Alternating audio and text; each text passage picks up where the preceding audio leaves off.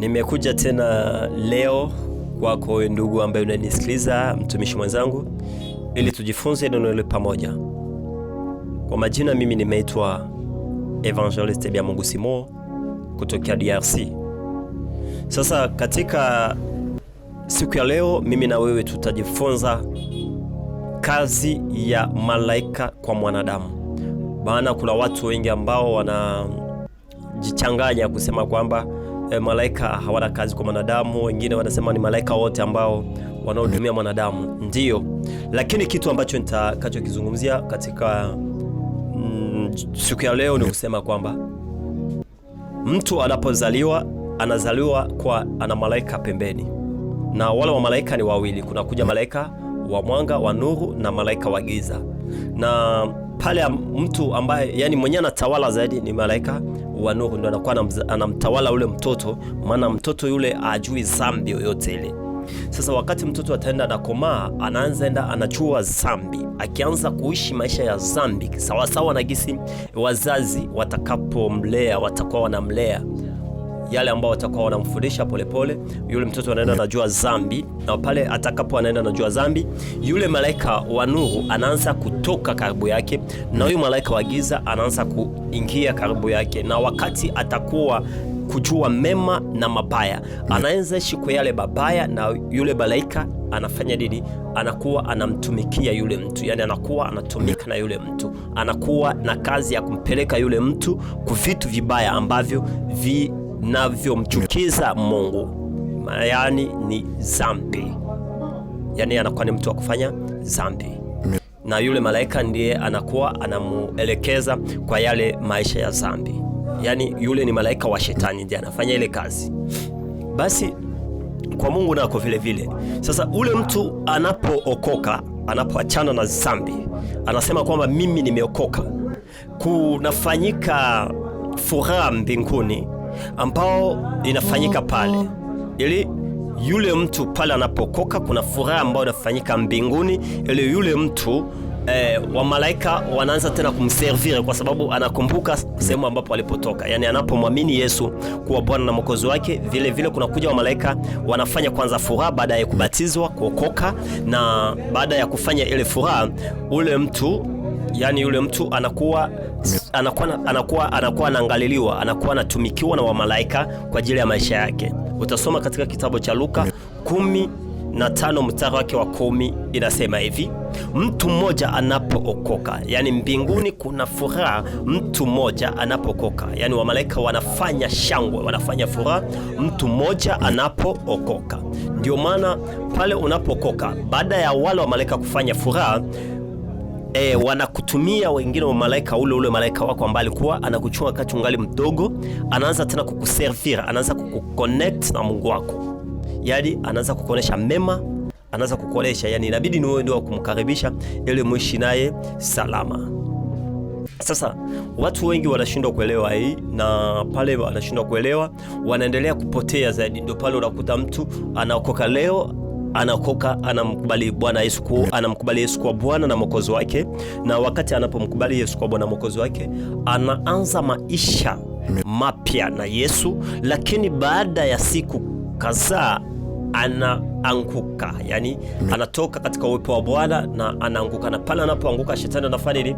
Ana recupere tena nafasi yake, anatuma malaika zake waanze kumservir. Sasa wale malaika zake tunawaita kama vile mademo, yani mapepo, yani ile mapepo, kwa sababu wakati yeye shetani alipotupwa, alitupwa na wa malaika, na wale wa malaika wanaitwa mapepo kwa sababu wanafanya kazi ya kutoa mtu katika uwepo wa Mungu na kumpeleka mtu katika kumpeleka mtu kwa shetani kwa kutenda mabaya. Ndio maana andiko nasema pale wanapofukuza pepo moja, yule pepo anakosa sehemu ya kukaa, na wakati atakaporudi tena, ukirudilia dhambi, atarudi peke yake. Yani ule pepo wanakuja 7 na nguvu 7 kuzidi gisi walivyokuja mbele. Sasa wakati mtu anapokoka, kuna malaika ambaye anakuwa na kazi ya kumtazama yule mtu, kumulinda yule mtu kwenye usiku anapoomba, Mungu ninataka kitu fulani, kwenye kazi, kwenye maisha, kwenye mzunguko wake, kwenye injili, kwenye vitu vyote. Yani ule malaika anakuwa anamlinda. Pale ulipo ndugu yangu, jua ya kwamba kuna malaika ambaye anakulinda ikiwa si malaika wa Mungu, yani ni malaika wa shetani.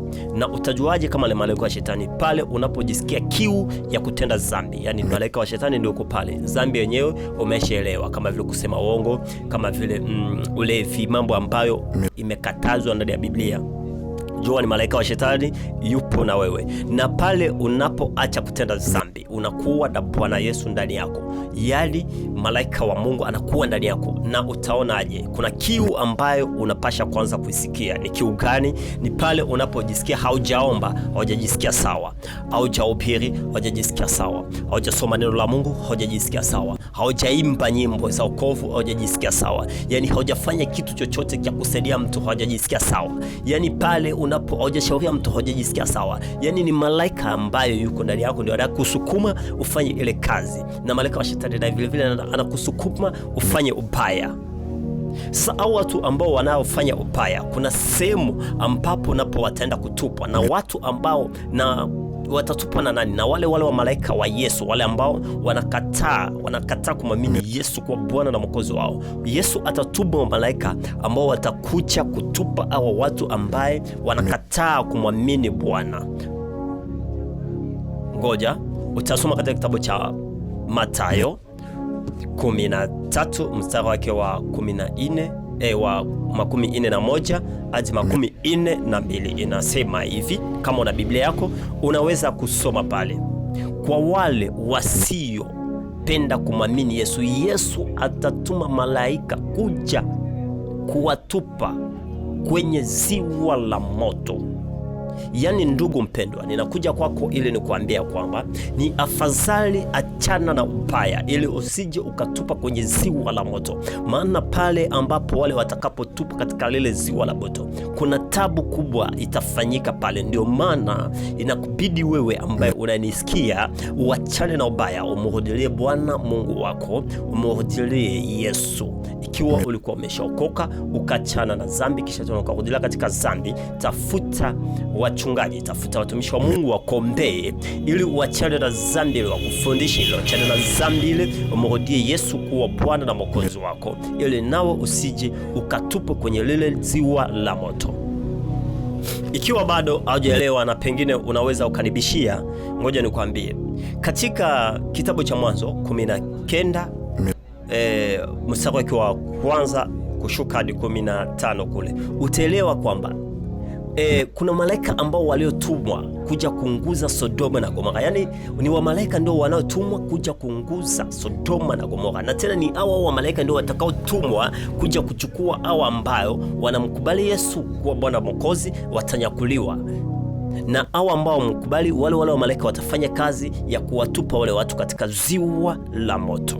Ndugu mpendwa, ninakusihi wewe ambao unanisikia, Mungu akusaidie utoke katika ubaya, utoke katika dhambi, uachane na maisha ya dunia hii, maana hapa si kwetu. Sisi ni wapitaji katika dunia hii, na tuna sehemu ile ambayo Bwana ametuandalia. Tunaweza kwenda kukaa, tunaweza kwenda kuishi, tunaweza kwenda kucheza na Bwana na malaika, maana Yesu ametupenda sana. Nasema ya kwamba pale mimi nitakuwa nanyi mtakuwepo, yani pale yeye Bwana atakuwa na sisi tutakuwepo.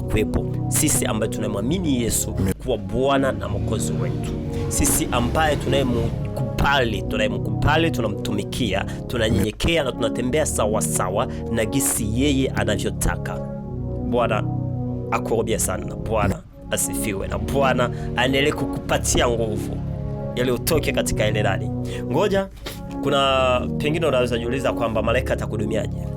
Wewe si wa kwanza ambao malaika wanaweza wakakudumia, ndugu yangu.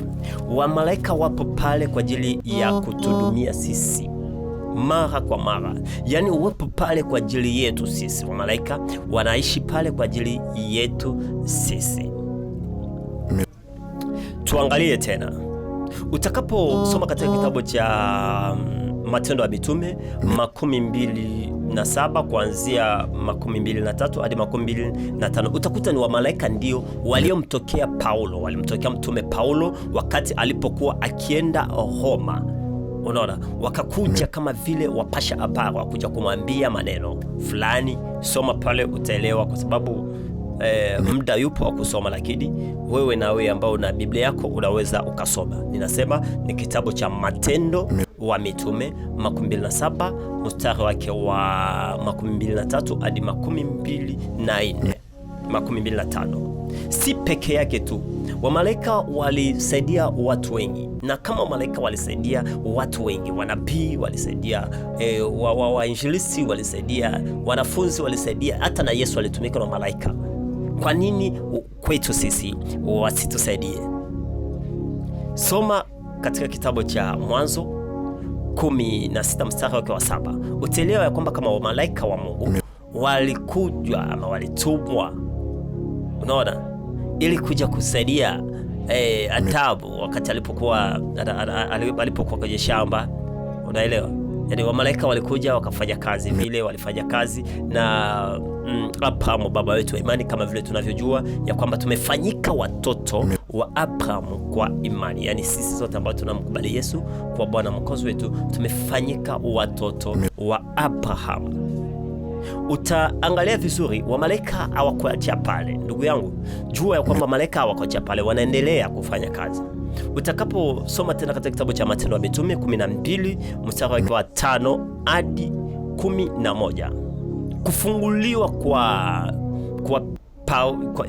kwa Pierre, kama vile Petro kwenye gereza, prison kule, ilikuwa ni nini? Ilikuwa ni malaika ndio waliofanya ile kazi. Ilikuwa malaika walitumwa na Mungu, wakaja wakawafungua. Hawako wao peke yao, ndugu yangu. Ukiangalia tena katika kitabu cha Wafalme wa Pili 19 mstari wake wa 35, utaelewa kama malaika wa Mungu walifanya kazi ya kupigana na maadui. Unaona, walifanya kazi ya kupigana na maadui, waliua watu plus ya 185,000 hommes waliua. Yani pale na kusema kwamba wamalaika wanaweza kutupigania sisi ambao tunamwamini Yesu kuwa Bwana Mwokozi wetu, na maadui zetu wanapigana na maadui zetu pasipo sisi kujua. Yani sisi tunamwambia Mungu, tunalika moto kutoka mbinguni ili uunguze nguvu za giza.